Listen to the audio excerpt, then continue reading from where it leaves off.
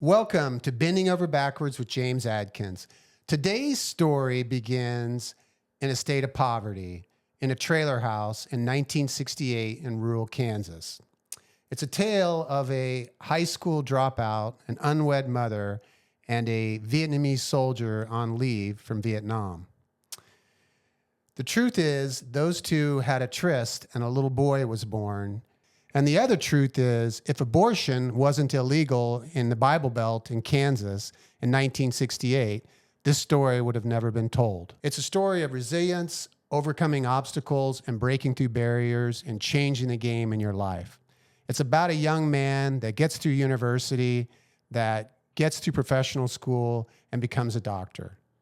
It is about a person who is breaking through barriers and changing the game, even on a national scale in the spine and pain space. This person was not a gifted student. He was not a necessarily honest young man. He received Pell Grants to go to university. He was so poverty-stricken in school that he got free lunches through high school and in grade school. He didn't have a phone in his house until he was 9 or 10 years old. And he used to lie about the origins of his father because he's so ashamed of his early origins and his family life. That little boy was me. Sharing this story does not make me comfortable. In reality, my wife had to twist my arm to have this story brought to our podcast for me to share this with you. So I'll dive right into it.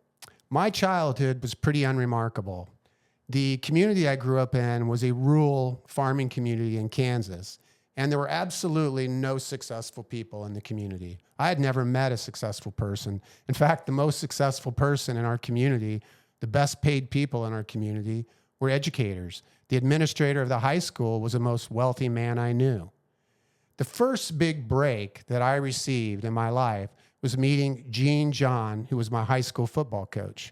I can still remember that fall day when I was 14 years old, walking into the cafeteria and sitting down, and Coach John teaching us about setting goals, the importance of setting goals. At the time, I think I weighed 120 pounds. I wasn't very big. And my goals, I can still remember writing them down, were the following. I want to win the league in football. I want to be a district champion. I want to win the state championship in football. Pretty long odds for a pretty average group of guys.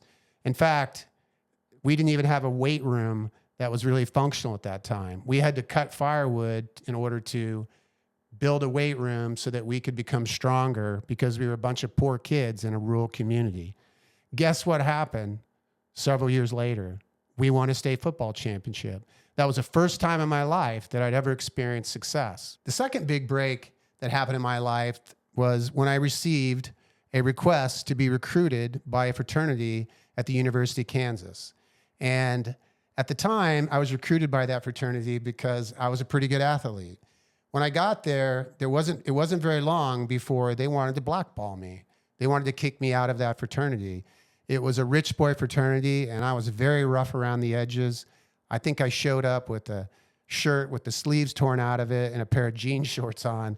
And these were a pretty sophisticated group of young boys from the East Coast, from wealthy families. If it wasn't for the grace of God and me persevering, I would have been kicked out of that fraternity. And at 18 years old, that would have crushed my confidence. In fact, I had fraternity brothers that were kicked out of the fraternity, and I saw what it did to them. It literally destroyed them. During that time frame, I met a fraternity brother whose name was Brett Pennington. And Brett was a pretty good student, and I had him in a chemistry class. And I can remember one day after riding the bus to and from campus, asking Brett Pennington, how come you have a Mustang at school and you also have another car? I think it's a BMW. What does your dad do? And I remember Brett looking at me and going, well, he's a doctor. He's a chiropractor. My immediate response was, how do you become a chiropractor? Because I was tired of being broke. So at that time, I was a decent student. I wasn't a great student. And I had to get through all my pre-med requirements, organic chemistry 1 and 2, physics, inorganic chemistry, really tough classes. And Brett told me, hey, follow me to Kansas City. There's a program. You can take all those classes in about 8 months versus the next 2.5 years it's going to take you to get all those pre-med requirements finished at the University of Kansas. I did follow Brett to Kansas City and I entered that program. What I found out was that I was going to need literally a 4.0 GPA in those classes in order to be admitted to the professional school I wanted to go to. Thank God, over that 8-month time frame, I muddled through it and was able to get literally a 3.8 or a 3.9 GPA, and I was admitted into that program. So I got into that university, I muddled through school, and 4 years later, I graduated. So at that point, I thought life was going to get easier, and that's kind of a common thread through my experience. Life doesn't always get easier. It sometimes gets harder. I immediately moved to Phoenix, Arizona, where I thought I was going to go to a bank, fill out a business plan, and start my practice. At the time, I was working in a clinic making literally $600 a month reading x-rays, and my entire net worth was that $600 I received every month.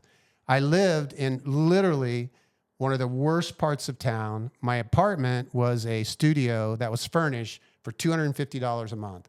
I was surrounded by drug dealers and prostitutes. That is not a word of a lie. It was literally a bad part of town. So I finished my business plan. I take it to the bank. And what do you think they did? They laughed at me.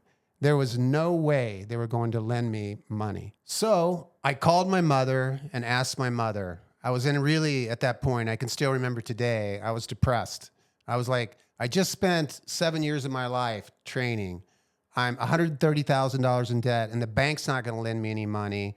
How can I start my clinic? I just wasted time. I was literally feeling like a victim, which is rather embarrassing when I look back. But my mom said, her name was Barbara. She said, hey, I'll go to the bank. They know us. We'll see if we can get them to lend you the money. We'll figure this out. She takes the business plan that I'd created to the bank. The banker in the bank in our hometown said, Barb, I'm sorry, we can't lend you money. But here's the good news. The banker said, I know James. I'll lend him money. I remember watching him play football. I believe in him. So I took that $5,000 from my hometown banker. I promised him a 50% return on the investment in 18 months. And I did the same thing with my grandmother. My grandmother lent me $10,000, and she was on a Social Security income. It was pretty much all the money she had in the whole world. And I cobbled that money together. And over the course of the next 4 months, I had to wait to take the medical boards. I took those boards, and in the evenings, I would spend my time looking for a space to rent. I had to have a building in order to put my clinic in it. So I found a building and started the negotiation process with the landlord. The space I was renting was about 1,200 feet, and the landlord and I had come to an approximate estimation on what the rent would be. And he kept telling me, hey, I still need to see financial reports let me see your banking records before I'll be able to lend this to lease this space to you. So I was in a stall mode because I had no money. I had the $15,000 I'd been lent. At that point, it was probably down to about 12 or 13. And I had to find a way to convince him to allow me to rent that space. They certainly weren't going to give me any tenant improvement money. So I was going to have to take that space as is. Well, as it happens, that weekend, the guy I was negotiating with died. It's a true story. He died. It's sad. He was older, but he died. The next week, the man that replaced him called me and said, hey, I've been looking at these records. The notes aren't real good. I know you guys are about ready to execute a lease. What were the terms? Well, I said, let me tell you, I'm going to get 6 months free rent. I'm going to get the rent at 50% below market value. He, of course, didn't believe me, but I conned my way into getting into that space and was able to begin the process of tenant improvements so that I could start my clinic. Well, I couldn't hire anyone, so I would stop on the afternoons when I would see the guys holding the signs, "We'll work for food," and ask them to come help me. I would say, I'll pay you so much an hour, come down and help me. Most of the time they would laugh at me and say, I can earn a lot more than you standing right here on the corner, because I was in an old beat up car. But I convinced them to come help me. Over the course of the next 4 months, after I got my medical license, I opened my practice. It was literally one of the hardest times of my entire life. I was losing my hair. I would get stomach cramps. I would have to wake up in the middle of the night, lie in a bathtub in order to stop the cramps. I was literally in trouble. I was experiencing an insurmountable amount of stress. I had two major problems. I had zero patients. I knew no one in the community, and I had no money to buy my medical equipment, to hire a staff member, or to start my practice. But by the grace of God, it fell into place. It happened. I knew that if I was going to market the practice and get patients, I would have to do it the old-fashioned way, with a good pair of shoes and some guerrilla marketing. What I mean by guerrilla marketing was I convinced a local grocery store owner and a guy who owned a bowling alley to allow me to come in there in the evenings and on the weekends to do a blood pressure screen or a healthcare screen. It was very hard on my ego, my self-esteem. It was embarrassing standing in a bowling alley with a white shirt on and a tie. People are walking around smoking cigarettes and drinking. But I knew this. If people were in that bowling alley smoking, they probably had back pain. The second thing that I did during that time frame would spend my evenings and the weekends at the grocery store taking people's blood pressure. Again, a pretty humiliating thing to do for a licensed doctor, but I did it. One great thing that came out of that was that the grocery store was only going to allow me to do this once or twice. But because I met many people that had uncontrolled blood pressure, uncontrolled diabetes with their blood sugar levels, and I would send them to the hospital or I would send them back to their family doctor. And a few times those people came back and told the owner of the store, my doctor said, whoever that guy is over there in the corner saved my life by finding this blood pressure problem or finding this uncontrolled diabetes issue. So there was some good that came out of that. The big issue for me at that time was that I looked very young also. I had to wear fake glasses so that people would trust me. I could remember patients would walk in and go, "Where's the doctor?" Because I looked so young. So getting people to trust you when you look really young and you're in an old beat up clinic was hard. I would work from 6 a.m. in the morning until 9 o'clock in the evening. In the mornings, I would go to multiple restaurants, sit at the bar, drinking coffee, trying to get people to talk to me so I could give them my business card. I wouldn't allow myself to go home before 9 p.m. in the evening. So after work, I would get off at 6. I would go play pool at a local pool hall or a bar to try to meet people to build my practice. 3 years passed over that time frame, and my practice grew like a weed. It was one of the greatest times of my life as far as success was. Within 3 years, I was voted one of the busiest chiropractors in the country. I was given an award by a group of 2,000 chiropractors. I was voted Doctor of the Year because my clinic was so successful and had grown so fast. So there was a lot of good happening during that time frame. But I learned very quickly that a chiropractor could help you with your back pain, but you needed more. You needed a team of experts. You needed a chiropractor. You needed a neurologist, a pain physician. Even a spine surgeon is important if you really want to be good at taking care of people with significant spine issues. So the next big breakthrough that happened for me was I hired a neurologist to go to work for me. She was literally one of the top neurologists in the country, and we grew a multidisciplinary practice. It was literally one of the first in the country. It was certainly one of the first in the state of Arizona. This was in 1997. At that time, neurologists and chiropractors and pain physicians did not work together.